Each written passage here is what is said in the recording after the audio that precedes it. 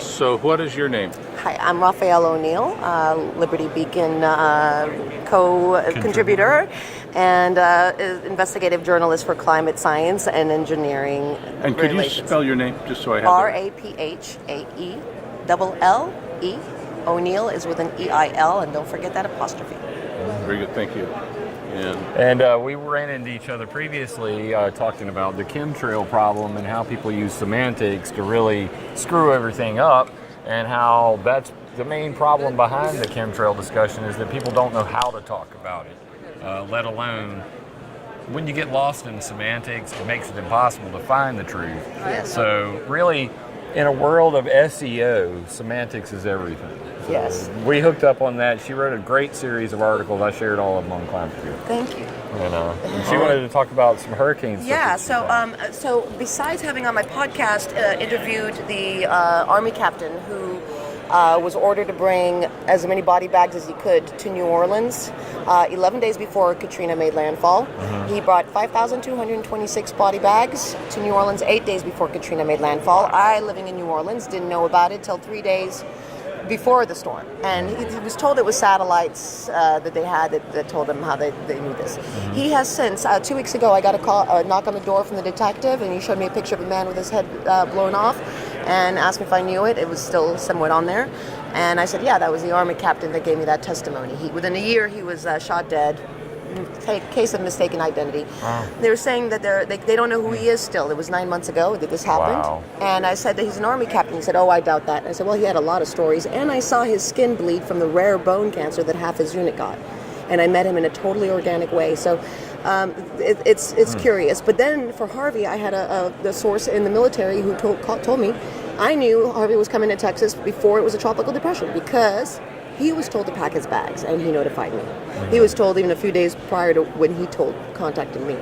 So I was kind of afraid, having gone through Katrina. I had PTSD. I looked at Irma, and I noticed, lo and behold, Irma, the hurricane, the guy was saying, our Doppler is not going in very great right now because we can't make out too much because the hurricane. And I'm like, what? Boom, boom, boom, ding, ding, ding. It was going right into that. And I said, I don't know where it's going, but I bet you will keep going from Doppler to Doppler, which it did. Yeah. It's probably getting a reflection on the lights above. Well, and we have video of all this. This is, documented. And then So the you're number saying three, the hurricane is following from the Doppler radar stations. eye of the hurricane is binging, binging, binging. And now Nate, we did it with Nate 2. It was coming into KLIX in New Orleans. Okay? And then later on you see it sucked in, goes 45-degree turn, sucked into the next radar, and then the third and the fourth. We looked at Katrina, 5 Doppler radars in a row. We looked at Isaac, and we're in the process as we're lay people, so it takes a little bit of time to get it together. Yeah. But when did this start? Even before Katrina, there was one other hurricane, and we're trying to see if it started in 1998 or when, if it's all of them, most of them. But in 2017 at Maria, Puerto Rico, that Doppler radar was a magnet for the eye of the storm, and now we have 1 million people relocated, and my heart goes out to them because I buried a lot of friends the year after. Severe weather has consequences beyond losing your home. You lose your community, you lose your hope. Yep. Your doctors aren't around, you get depressed, and then you get suicidal. And I found my last friend with a bullet in his head. So there's enough casualty here. Now in Houston, you have people that can't go back because it's not renewable or sustainable. Yep. Agenda 21. Can you explain how the Doppler works? Well, Doppler radar is supposed to be reading but it's also a microwave. 750,000 watts typically. So it's controlling weather. 750,000 watts. It spins in a circle. Conic. It sends out a signal. The signal should reflect back. That's how they measure clouds, rainfall, all that sort of thing. But with radar they're controlling weather with it? Well, this is what we're seeing. So we're saying, is this inadvertent? If you want to give the benefit of the doubt, don't we need to be addressing that? And the problem is if nobody's funding the studies don't get done. That's right. So this is a question people don't want answered. And I'm going to take it even further back. 2012, a guy named Dutch Sense and I were talking about something called harperings. Right. And me and him butted heads for a long time because he was calling them harperings, but they were NEXRADs. And what I told him was that, like you were talking about, semantics matter. And if we're going to get to the heart of this, calling them HARP rings is going to keep people further from the truth. Up in Alaska. Right. HARP is in Alaska. There is only one HARP. It is in Gacona, Alaska. So we had this, button heads for so long till finally, honestly, Dutch stopped using the word HARP rings altogether and stopped talking about it. And I kind of moved on because finding the evidence of the relationship between the pulses that come out of a NEXRAD and its ability to affect weather is something not well documented. It's the $1 million prize is finding that connection between electromagnetic radiation and weather control. Microwave facilitated atmospheric energy projected system. That's one. It sends a pulse that clears the way, and then you can send your microwave further, so that it clears the scattering issues that might be. Yeah. And what we're seeing, I can actually show you. We saw lasers coming out of another one in Texas, and then a plasma wave coming right over it. And that's called laser channeling. So lasers can be used to steer lightning bolts. They can be used for many different purposes. But lightning will follow the path of least resistance. So if they put a laser bolt up in the sky, the lightning will follow that down. It's the same as putting a wire in the sky. So similarly, they can clear paths in the sky with these electromagnetic radiations. What I looked into for NEXRAD specifically was something called pencil mode or test mode.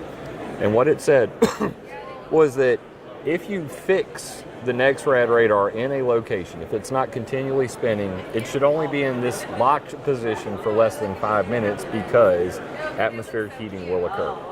So if you create a column where you heat it up, with increasing heat comes an increase in pressure, basic science, you're creating a high pressure blocking zone by locking a NEXRAD radar beam on a fixated location and heating it repeatedly. But of course the wind is moving, so it's not a fixed location.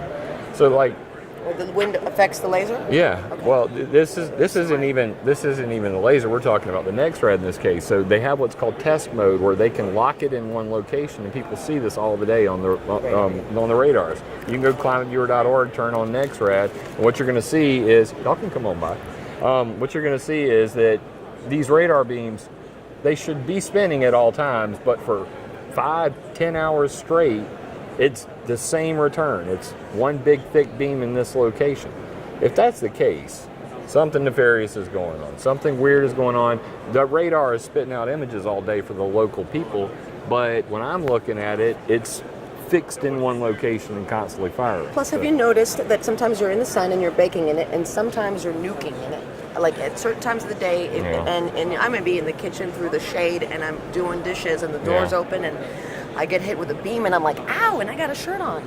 Yeah. This is, and then later on in the day, it's not quite the same intensity. Yeah, and it's something to do with... What's that about? It's ultraviolet radiation. And all right, so they had this thing, and I'm just pulling this out of my butt, but it was called the burning glass, and it was first proposed like 1929 by some Russian dude who was like, we can make a magnifying glass in space and cook people on the planet, or cook the poles and melt the ice. Nazis were a fan of that too. Yeah, the Nazis wanted to build the Sun super sun gun, and it was a mirror in space, similar idea.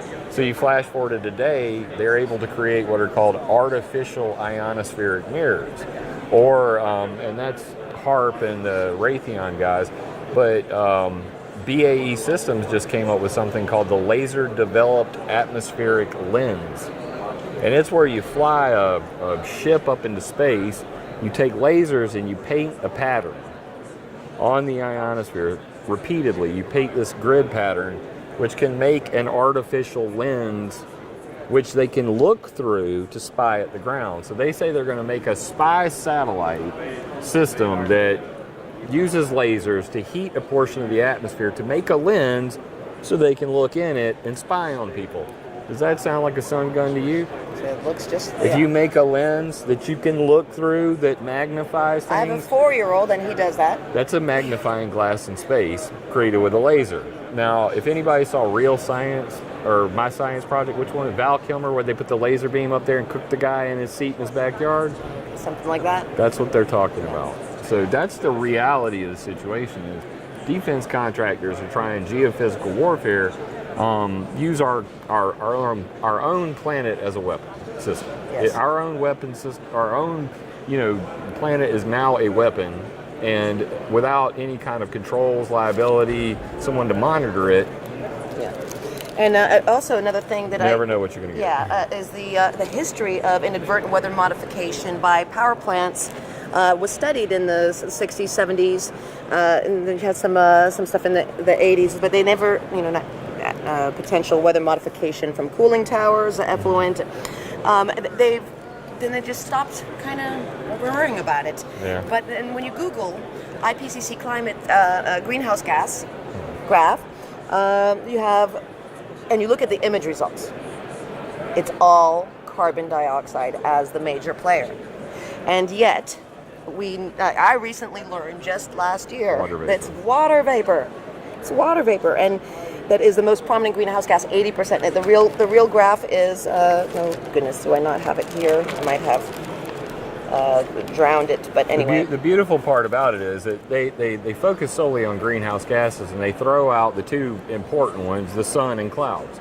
So if you have sun in my climate change what about pyramid, microwave heaters? in mine it goes like this. At the top, sun, galactic cosmic rays, cloud formation, water vapor, then greenhouse gases. And I've said that to many climate scientists who look at me and go, while biting their lip because it's not accounted for in any of their climate models. Cloud aerosol interaction is the greatest unknown in climate science. Now, here's another thing. Did you know that the American Meteorological president, Matthew J. Parker, recently died in his sleep at 53? He was working with, it's interesting, it's Weather, Water, and Climate Enterprises. And here's another thing we noticed. We went to go look at Doppler in New Orleans on December 2nd, and it was down. They were making repairs or something. Well, that day we had the first real clouds, talking about straight line bottoms, flat bottom clouds that we don't have anymore because Doppler's evaporating it. We had a thick fog and normal clouds.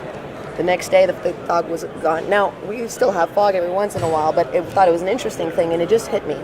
This is hydrological cycle harvesting. And even in the World Meteorological Organization, they admit at the same time that they're saying there was no weather modification projects reported in the States because NOAA doesn't have to report it. But they did at one point, but now they don't want to. They don't tell them to the public. So the Weather Modification Reporting Act, they still have to report. The law is you have to report weather modification to NOAA.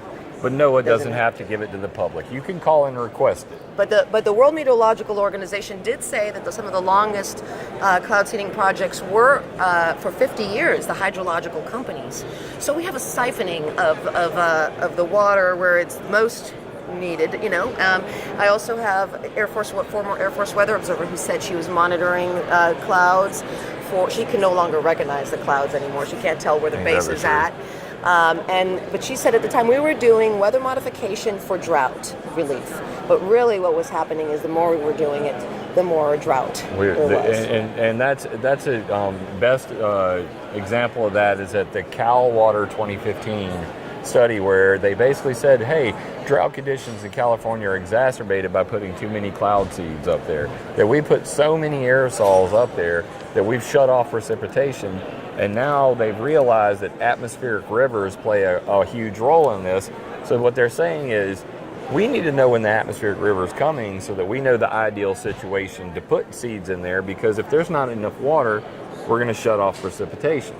So I did a paper on this, How Texas Stole California's Rain, and it was about David Kaczynski and Cy Blue and how they said they were going to steer an atmospheric river into Texas in 2012. They got a permit and an exemption. They did it. And since 2012, we know how Texas floods go, and we know how dry California's been. So this atmospheric river typically used to go in through LA, and it would come up from the equator into LA. Now it's coming up from the equator into Texas. Is it climate change? Is it the sun? Is it just our relationship to the universe that suddenly now the atmospheric river? No, there's a guy who said he wanted to steer one. Right. And he did. And it's been there ever since. So a lot of this stuff, I think that people aren't, they don't know that even that weather can be controlled. So there's a lot. I find that amongst the, it's compartmentalized, like health, like everything else. Everyone's got their corner of things. But there was another point regarding the harvesting, and you might have to shorten this on the edit. But The harvesting of the water. Yeah, the hydro. Oh, so the AMS guy, it works with a group. I'll have to get it on my phone. The name of the group that studies meteorology around cooling towers year round. So I find it hard pressed to believe that they're not aware of the meteorological effects of this dumping that's happening on a localized level. You know, the Baton Rouge flood, New Orleans, and I myself see these big plumes in the summertime coming out. Yeah. But then our rain comes down out, and my son even was like, oh look, it looks like a saber, like my sword. He's got a saber because the clouds are being. Yeah. So water vapor pollution, you can check out Weather War 101 on YouTube. He's the best guy to follow for that sort of thing. He covers it in depth, has many time-lapse videos of water vapor contributing to large storm formation. So check him out. Yeah, what I found interesting though, I did ask him 3 times to acknowledge the traction for Doppler radar, and it's been crickets. No, I don't want to get into talking bad about a person who doesn't have a name or face, but I mean, I'm just saying we were in communication. He doesn't want to talk about that. What I find really sad about the activist community is that everybody seems to have their own thing, and they don't really want to work well together. And I'm okay with that because I'm a rugged individualist. We're willing to but seriously, if we don't share information, if we're not open, then why would we expect these people to? I mean, how can I come in here and tell these people, why don't you be transparent and open and honest, but we're all fighting about who's got the better idea. I don't care. No, I'm way past that. All together now. Yeah, I mean, we really need to just have an open and honest dialogue with the scientists and the people doing this stuff. So if all the activists have a main question or main problem, how do we articulate that? What would that be? That's the problem that I see is that too many heads, too many cooks. People are scared because there are a lot of people out there putting out fear, period. So when you create fear, uncertainty, and doubt, people will reach for anything. And that's the truth. For the longest time, I spent 3 years in that fear, uncertainty, and doubt mindset. And everything I put out on the internet was scary and not based in solutions. And that's a problem. That's a big problem. So for me, I try to combat that by being pragmatic, being realistic, and being solutions-based. So what's the next big thing we need to find out or do? I think that we know enough to act on all of this. What we need to be doing is demanding accountability. That's why I'm here with this Environmental Modification Accountability Act, that we can really start to get the sensors to catch people doing this stuff, to get the kind of data that we need to prove this in court. Because talking about this isn't going to solve anything. Suing people will. Right. Is there damage that's already being done that's going to be too late if we don't do something? Or if we're just measuring, will we lose a window of opportunity? We have to start now. That's my solution. I mean, there is no window of opportunity. That window passed a long time ago, in my opinion. Right, but that's not why we don't do anything. Yeah, we do. We just do because that's what we have to do. It's about. It has to be done. I mean, honestly, if people could resonate this idea that weather warfare is a possibility, just that it's a possibility, not that it's a reality, that it's happening every day and killing people, but the fact that it is a possibility, and there's no defense for it. It has happened. We know. We have the record of that. We have the records to prove it, congressional records. So the point is, it is a thing. We know it's a thing. They have the capability of doing it today. And there's no way to catch anybody doing it. So we're doing the best we can with the instruments we have to do surveillance. But now, one thing I heard from actually a lawyer's wife was, because the lawyer didn't want to touch it, although I do have a lawyer who's willing to consult but not do anything. But the lawyer's wife said get a statistician, so we're trying to contact, because what are the statistical odds of an eye of a storm coming closer to the Doppler than anywhere else for how many storms and how many Dopplers in a row? Once we start eliminating, and I believe that's what I'm kind of worried about Weather War 101 is because he keeps telling me, go to the power plants, leave Doppler alone. I'm like, you tell me to leave something alone, I look at it. Yep. And I try to tell you that about him. Anybody that tells you don't read somebody's stuff, they got issues. And I tell everybody, I hate Dane Wigington's guts. I hate Go Dane read Wigington's everything he ever wrote because it might be working for the power plants. Yeah, He's working for the power plants. But he may have said one thing one time that was useful. So please watch everything he made but watch mine too. Yes. That's my solution And to keep that. up, because I'm going to put a documentary Yeah. putting it together. And what we found. anybody that tells you not to look at somebody's stuff, I would be very concerned about that. So I'm wondering, Weather War 101, why aren't you acknowledging the hurricanes and Doppler radar? What do you think about that? And I would ask him, do you have a real name or face? Because I've tried calling you for 5 years. Answer your damn phone, or at least get one. Wigington? Who? Weather War 101. He's a Okay. guy with no name or face who's been around ever since he started stealing my radar, my NexRad map 5 years ago. His first act on YouTube was to steal my maps from climateviewer.org and make YouTube videos using them. But he does capture the water vapor release. So He does a even, good job even on that. gatekeepers can, if Well, he is a deliberate or he is, accidental yeah. one, or if he's just specializing and niche oriented, give I people the think benefit of the doubt. I don't think that he's a gatekeeper. I think that he's a one trick trick. pony. Yeah. I mean, before this, all he talked about was NexRads and harp rings. That's why he's telling you We that. were in a rapport It where was- I was, It was me, Dutch Sense, and Weather War 101 talking about harp rings. I obviously learned a lot about harp, and they stopped talking about it. And that's just the truth of the matter. And I was resonated at the time. Nobody knew my name. It was just REZN8D, and I went on the internet and thought I was going to be a big shot, and got trolled from those same people because they hated my guts for ruining all their fun. But calling NexRads harp rings is stupid.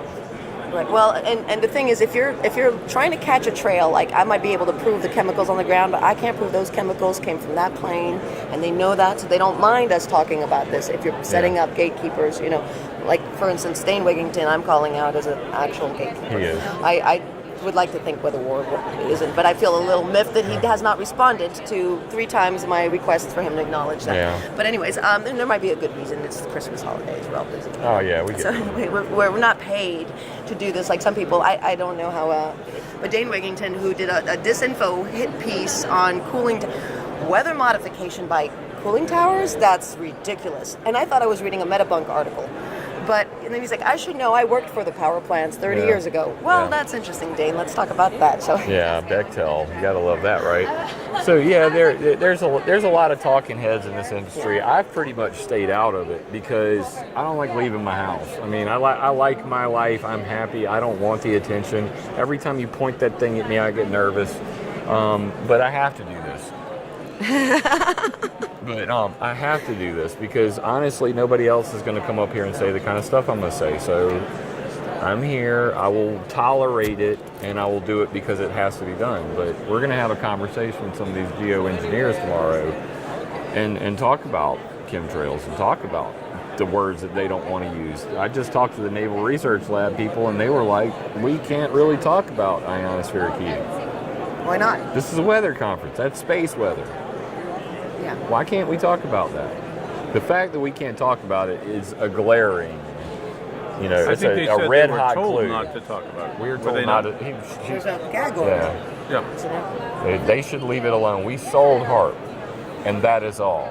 In fact, if she would have kept talking, I'd have looked at her and said, "That's because you're now using ionospheric heaters on satellites, right?" Should I name those satellites? I haven't yet. It's coming up in a YouTube video when I get home. But regardless, they sold it to the University of Alaska because they don't need it anymore. They said they moved on to better ways to manage the ionosphere. They're right. They're called CubeSats. And there's a whole lot of stuff going on that people don't really, understand, or it's moving so fast, and people like that, they don't want to talk about it. So, of course, it's kept in a secret little bubble because it's national security. And I hate that effing word. In a perfect world, everything would be open source. There'd be no secrets. And that ain't ever going to happen in my lifetime. So it's people like us that push for transparency. All right. What We got our else? Is that job. it? We done? We got I it? think we covered a little bit of territory.